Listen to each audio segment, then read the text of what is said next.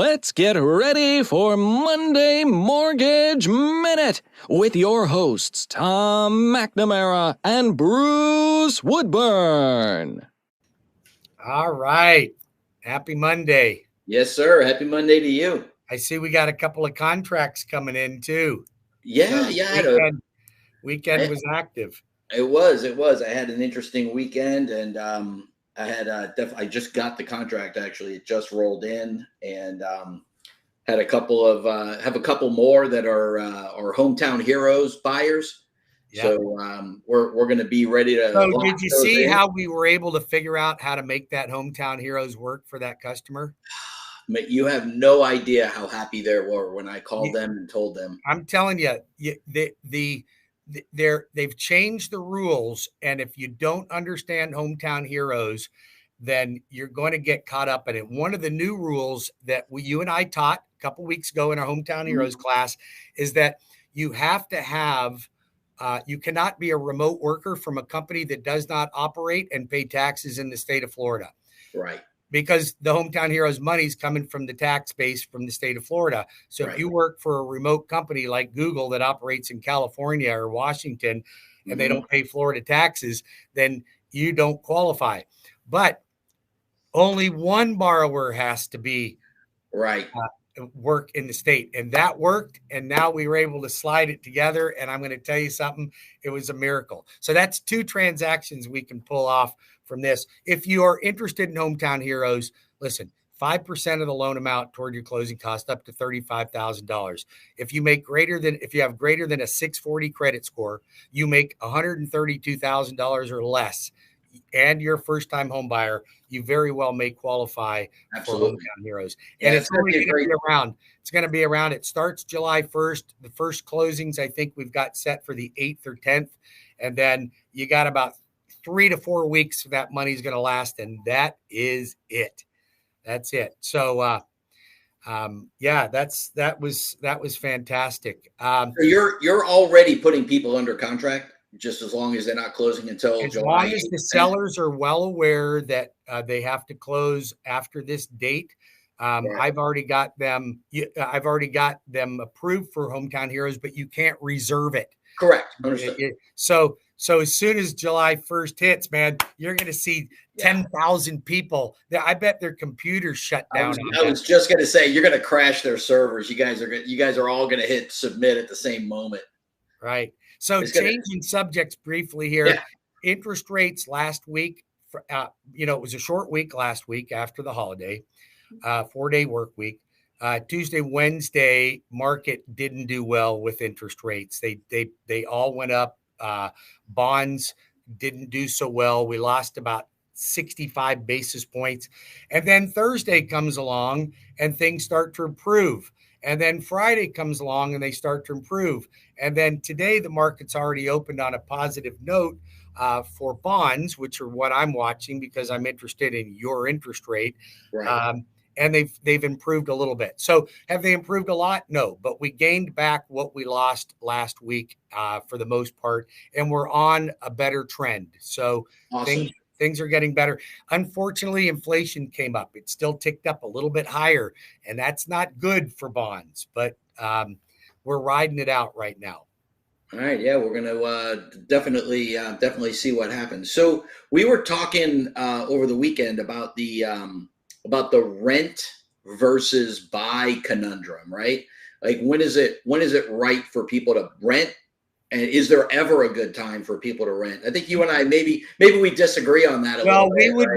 We would be selfish and we would be self-serving if we didn't say there's never a good time to rent. So I think if you're going into an assisted living facility, it's probably not a bad idea to rent. If you have no capability of maintaining a household, then it might be better rent. But then I think you and I actually agree that if you don't plan on living somewhere for at least 2 years, you think 3 years, I think it's probably somewhere in between that maybe you should rent. Unless you wanted to buy now, you knew you weren't going to live there long, and then turn that into a rental property, then that's ideal. Absolutely. That's ideal. But if you are short-lived for an area, yeah, maybe it's better just to rent. But we were looking at the numbers. So right now, it's called the rent conundrum, and that is rents are about 6% cheaper than owning a home right now. Right. So you would look at that if you say, "Wow, why do I want to own a home if it's cheaper for me to rent?" So I want to put this in perspective. So let's just say that your rent is $500 a month less than a mortgage payment's going to be. Is that worth it to not buy? Well, I mean, you're gonna sit theoretically, you're gonna save $6,000 a year, right? Right. At 500 a month, and throw in a little bit of maintenance because you'll probably have to do some maintenance. So let's say it's Paying another $1,000. yeah. So then instead you're missing out on, let's say it's a $400,000 house, you're going to miss out on probably $20 to $25,000 worth of equity improvement. Okay, Right? so on a $400,000 house at Mhm. 5%, that's 20 grand, which Yep. equates to 1666. So let's just say you're paying $500 a month more for rent, and you're paying another $50 a month for maintenance, just unforeseen things that break. So we got 550. So at 1666, you're gaining in equity minus 550. You're still 11. ahead of the game by owning a home by $1,100. Yeah, yeah. Now, just being that's where I think the 2 year breakover probably starts to make sense, because you do have expenses when you buy, And you have and you have expenses when you expenses when you sell. sell. So, probably that 1666, a lot of that goes away if you don't stay for at least 2 years. But once you I, hit that 2 year mark, we were talking about my house. I mean, I bought my house at probably the worst time you could have bought a house, back right before the world fell apart in 2007. And at one point, I was down over $100,000. But now I'm back. I'm up over $200,000. So I didn't need to sell at any time. Thank God I didn't need to sell. But if I had to, I would have lost money. But most people didn't have to. Even though you hear all these stories about, quote, everybody was going bankrupt, everybody had. I mean, foreclosures went up to like 4%, 5% of the market, which is a lot because usually it's like half of 1%. right. But it wasn't like everybody was out of work and Well, everybody was the whole mortgage debacle when mortgage companies were doing stated income, no income, 100% financing. I mean, that's what put us into that situation. Over the last 82 years, we have had declining markets 6 times. Yep. And out of those 6 times, 4 of them were during that time frame, between 2008 and 2013. So 4 of them came in. The rest of them, we had only declined by maybe 1%. So it wasn't, Right. that's not even a decline. That's just things are moving, right? We have that much in seasonal fluctuation, actually. Of course So if we you do. look at, selling a house in December versus July, you get, usually about 2% less money in December than you do in July. So, I mean, the market is the market, man. And, right now the market, as the market's being impacted by rates more than anything. It's the number one thing that's keeping people from jumping in the market right now. It is if I could turn the clock and we all of a sudden we even had a 5.5% interest rate, that everyone's going to jump in. Everyone's going to jump in. They just don't like interest rates north of 7%. And to be honest with you, I think even if they got to 6.25%, you'd see a huge surge in the market.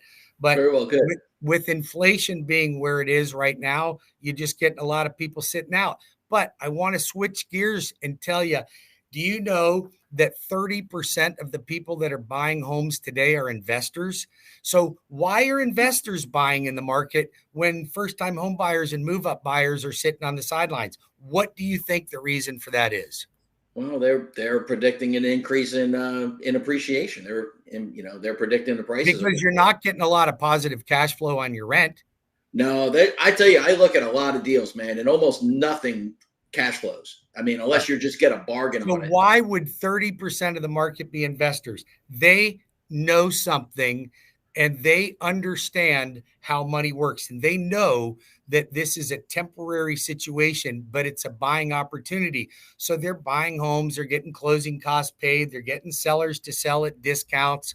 So there's ways, you have to look at the opportunities in any market. You cannot just look at things as being a negative and, oh, it's just a bad time to buy. There may be some bad times to buy, but they're few and far between. There's generally opportunities. Yeah, there's always opportunities, man. I don't know if you know Andy Brown. Did you know Andy Brown? Yeah, And Andy Brown that ran the school, the Kiner School. Yeah, he was a great human being, and he said something to me that always he was a great guy. I love him to death. But he said that the market is always perfect. And I took that. It took me a while to wrap my head around that. But what it means is the market is telling you everything that you need to know, right? Right. And so you just need to go figure out. You don't have to like it, but it's perfect. No, it's perfect. The market does what the market does. It's telling you what to do. That's right. That's right. So so we just got to go listen. Got to go listen to that market. I'll tell you what it's telling me. It's telling me that this is a buying opportunity if you can negotiate with a seller. If a seller's not willing to play ball, then find another deal, because there's sellers that need to move. And we're starting to see more inventory. We got 1,000 more homes on the market here in Central Florida than we had this time last year. They've gone up quite a bit, 1,000 more homes. Why would that happen? Because up until now, move-up buyers have been wanting to stay still because they got a 3% interest rate on their mortgage. Correct. So now they're finally starting to go, you know what, honey, I know we got a 3%. I know we're going to go to 7%, but we have a bigger family. We need to move. We've got a job relocation. We got whatever life is dishing out. And finally, they're going, how long are we going to hold off? Because I don't see interest rates dropping anytime in the next 12 months. I just don't see that. Now, people are definitely starting to come to that realization. I've got about 6 listings coming up in the next few weeks, which is good because I'm running low. I only have 2 right now. Yeah. So, but they're all those 5 Ds that we keep talking about, right? The 5 Ds. So every one of them. Yep. Well, listen, it's been great having a conversation with you. Everybody, keep your head up. The market is, it's perfect. It's perfect. So it is perfect. Read the tea leaves, make your offers, work the deals. Sellers get motivated, buyers get motivated, and start negotiating. Tom operates and he can help you in all 50 states. I lend in all 50 states. So Absolutely. If you need help, if you're a real estate agent, you want some guidance, you just need some help, Tom and I are always here to help you as well. If you're a consumer and you want some help, we're here to guide you in the right direction. You'll always get the good, the bad, and the ugly when you come to Tom and I. And you'll get the truth. So, hey, man, have a great day. All right, get those contracts over to me. Let's get them closed. See ya.